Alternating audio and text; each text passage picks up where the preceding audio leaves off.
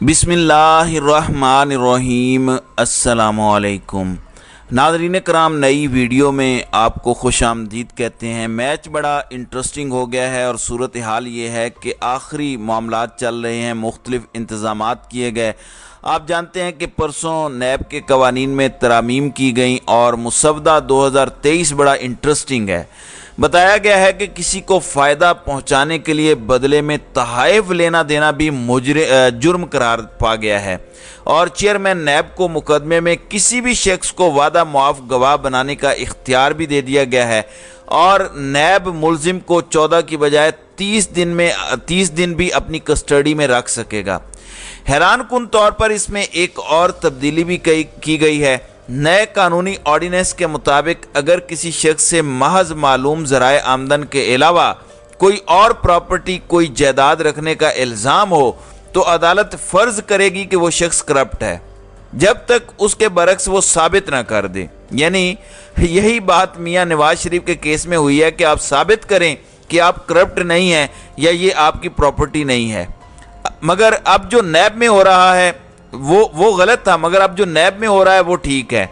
हैरान कुन तौर पर जो नई नैब तरामीम आई हैं उस पर बहुत ज़्यादा तनकीद हुई है। तो आज़म नज़ीर तारड़ ने कहा कि जनाब ये साबिक वज़ीर आज़म इमरान खान के लिए नहीं है, क्योंकि इसमें जो वादा माफ़ गवाह है बताया गया है कि उसके ख़िलाफ़ भी वक्त हो सकता है अगर वो कुछ छुपाता है। तो इस तरह के इंतज़ामात किए जा रहे हैं। इस्लामाबाद में इस वक्त एक ख़बर है और वो सीना ब सीना चल रही है कि आज़म खान शायद इमरान खान के ख़िलाफ़ वादा मुआफ़ गवाह बनने जा रहे हैं। लेकिन जब तक कोई ऐसी बात ना हो यकीन नहीं किया जाएगा, क्योंकि हर शख्स के बारे में पहले शहबाज गिल हों या कोई और उनके मुतालिक भी यही खबरें सुनने को मिलती रहीं कि वो वादा मुआफ़ गवाह बन गए हैं, वो दूसरा वादा मुआफ़ गवाह बन गया है। आज इस्लामाबाद हाई कोर्ट में उनकी बाजियाबी के लिए दरख्वास्त भी दायर की गई, जबकि आज़म खान का कोई सुराग नहीं मिल सका जो साबिक प्रिंसिपल सेक्रेटरी थे इमरान खान के। और अदालत ने SSP ऑपरेशन समेत मुतलका हुकाम को मज़ीद एक हफ़्ते की मोहलत दे दी है और कहा है कि कोशिश जारी रखें, फैमिली के साथ रब्ता रखें और आइंदा समात पर पेशरफ से आगाह करें। तो ये सूरत हाल है। इस्लामाबाद में कहा जा रहा है कि ये नैब ऑर्डिनेंस के अंदर वादा मुआफ़ गवाह के हवाले से तरमीम की गई है। जो तरमीम की गई है वो आज़म खान के लिए है, जिसमें उनको कहा जाएगा कि आप साबित करें आप पर इल्ज़ाम लग गया है, तो उसमें प्रोसिक्यूशन बिल्कुल फ्री हो जाएगी। हालांकि बहुत यही चीज़ हमें नवाज शरीफ के केस में देखने को मिली। आप अंदाज़ा इस बात से कीजिए जो ये सब किया जा रहा है। बताया गया है कि चेयरमैन नैब को मज़ीद इख्तियारात दे दिए गए हैं। वादा मुआफ़ गवाह मजिस्ट्रेट के रूबरू बयान रिकॉर्ड करवाएगा। वादा मुआफ़ गवाह ने कोई बात छुपाने की कोशिश की तो मुआफ़ी मनसूख हो जाएगी। वादा मुआफ़ की गवाही उसके ख़िलाफ़ भी इस्तेमाल हो सकेगी। मुकदमा झूठा और बदनीयती पर बनाया जाना साबित होने पर मुकदमा बनाने वाले को 3 साल कैद की सज़ा होगी। चेयरमैन नैब मुकदमे की पैरवी के लिए किसी भी वकील की खिदमात हासिल कर सकेगा, यानी अपने ही लोगों को अब नवाजने का सिलसिला भी शुरू हो जाएगा। ये चीज़ें तो इस वक्त इमरान खान के ख़िलाफ़ हो रही हैं। दूसरी जानिब कल गिलगित बल्तिस्तान में इमरान खान की हुकूमत गिराई गई। गिलगित बल्तिस्तान हुकूमत की जोड़ तोड़ के लिए कोशिशें शुरू कर दी गई हैं।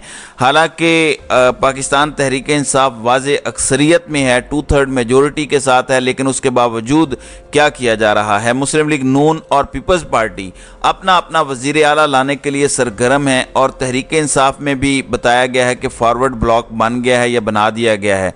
आप अच्छे तरीके से जानते हैं कि कौन से वो पर्दा नशीन हैं जो पीछे बैठकर डोरें हिलाते रहते हैं।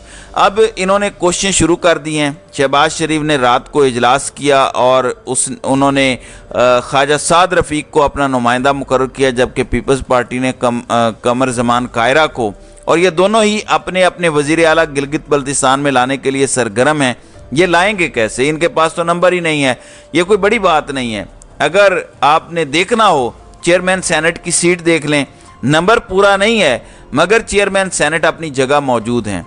अगर आपने देखना हो तो मेयर कराची को देख लें, नंबर पूरा नहीं है, उसके बावजूद वो अपनी नशिस्त पर मौजूद हैं। तो पाकिस्तान में ये सारी चीज़ें चलती हैं क्योंकि 76 सालों से कुछ किरदार इसी तरह से पाकिस्तान के निज़ाम पर काबिज़ हैं और वो इसी तरह से इस निज़ाम को लेकर चल रहे हैं। دوسری جانب عمران خان نے بھی پورا انتظام کر رکھا ہے۔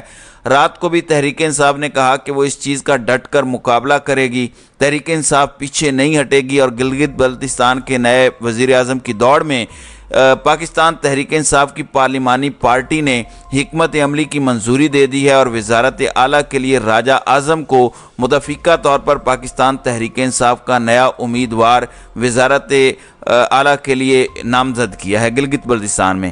عمران خان نے اس کی منظوری بھی دے دی ہے۔ عمران خان نے رات کو خالد خورشید سے متعلق بہت جذباتی قسم کا ٹویٹ کیا اور کہا کہ وہ بڑے ہی شاندار وزیر اعلیٰ تھے، انہوں نے بہت ڈیلیور کیا، بہت کام کیا۔ انہوں نے بھی اس کا جواب دیا ہے کہ میرے لیے بڑے آنر کی بات ہے کہ آپ نے مجھے موقع دیا۔ ناظرین اکرام، کل جب عمران خان عدالت میں تھے تو حیدر شیرازی کی جانب سے پوچھا گیا کہ آپ بتائیں کہ آپ کی گلگت بلتستان کی حکومت بھی گرا دی گئی ہے تو اس کے پیچھے کون ہے؟ اس پر عمران خان نے کہا کہ آپ سمجھ جائیں کہ اس کے پیچھے کون ہے۔ ظاہر ہے وہی کردار ہیں جو خود کو اے پولیٹیکل کہتے ہیں۔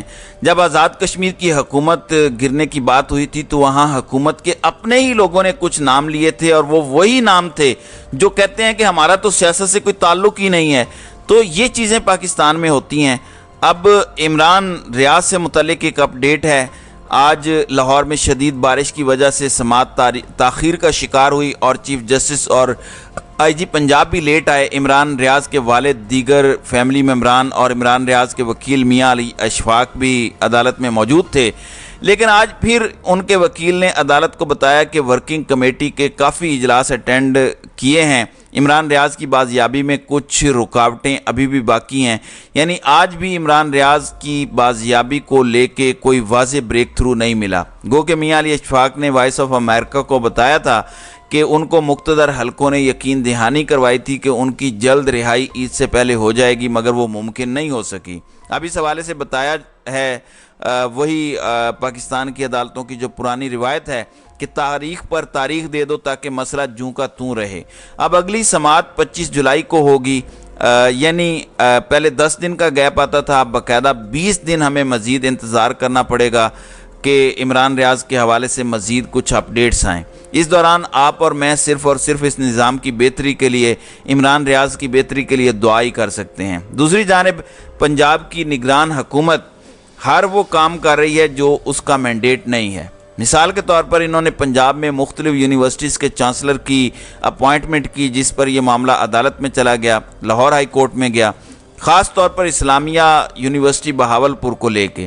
اب عدالت نے اس پر فیصلہ دیا اور کہا کہ نگران حکومت نگران ہی رہے، وہ منتخب حکومت کے اختیارات استعمال نہیں کر سکتی۔ مثال کے طور پر وائس چانسلر کے تقرریوں کو اب کالعدم قرار دے دیا ہے۔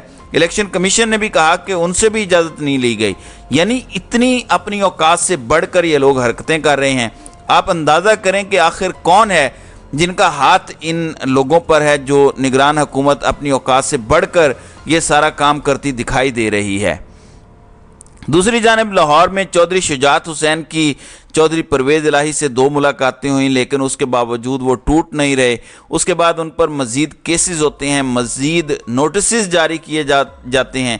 اس وقت وہ کسٹڈی میں ہیں، لیکن کسٹڈی میں ہوتے ہوئے بھی لاہور نیب نے ان کو نوٹس سرو کیا ہے اور کہا ہے کہ 6 جولائی کو گجرات میں کچھ ترقیاتی منصوبے آپ نے کیے تھے، اس میں کرپشن ہوئی، اور یہ کرپشن تب ہوتی ہے جب آپ بوٹ کی طاقت کے نیچے دبنے کے باوجود ٹوٹ نہیں رہے ہوتے۔ تو اب سپرنٹینڈنٹ جیل کے ذریعے ان کو نوٹس دیا گیا ہے اور کہا گیا ہے کہ جواب جمع کرائیں، اس کے بعد اگلی کارروائی ہوگی۔ اب ناظرین کرام، کل ہمیں بتایا گیا کہ ڈالر بڑے سستے ہو گئے ہیں، چیزیں سستی ہو جائیں گی۔ میں نے بی بی سی کا حوالہ دیا تھا کہ اس اچانک کمی پر کوئی بات کرنا قبل از وقت ہے۔ موڈیز کیا کہہ رہے ہیں وہ اپنی جگہ پر ہے، آپ کو اگلے 3-4 سالوں کے اندر تقریباً 90 ارب ڈالر دینا ہے، وہ ہم کہاں سے ادا کریں گے، وہ اپنی جگہ پر ہے۔ اب آج ڈالر دوبارہ مہنگا ہوا ہے، پہلے سٹے بازی کے ذریعے ڈالر سستا کیا گیا تھا۔ اب حماد اظہر نے بڑا ویلڈ سوال اٹھایا ہے، انہوں نے کہا کہ معیشت پروپیگنڈے کی بنیاد پر نہیں چلتی، آپ اس طرح کر کے چیزیں نہیں سنبھال سکتے۔ انہوں نے پوچھا کہ آپ بتائیں کہ آپ امپورٹس کب کھول رہے ہیں، آپ جب امپورٹس کھولیں گے تو اس سے اندازہ ہو جائے گا کہ پاکستان کی معیشت کتنی سٹیبل ہے یا کیا بہتری آئی ہے۔ اور مارکیٹ میں انفلو اور آؤٹ فلو سے ہم اسے جج کر پائیں گے۔ تو ناظرین اکرام، آپ کی اس ویڈیو کے حوالے سے کیا رائے ہے؟ آپ اپنی رائے کا اظہار کامنٹ سیکشن میں ضرور کیجیے گا۔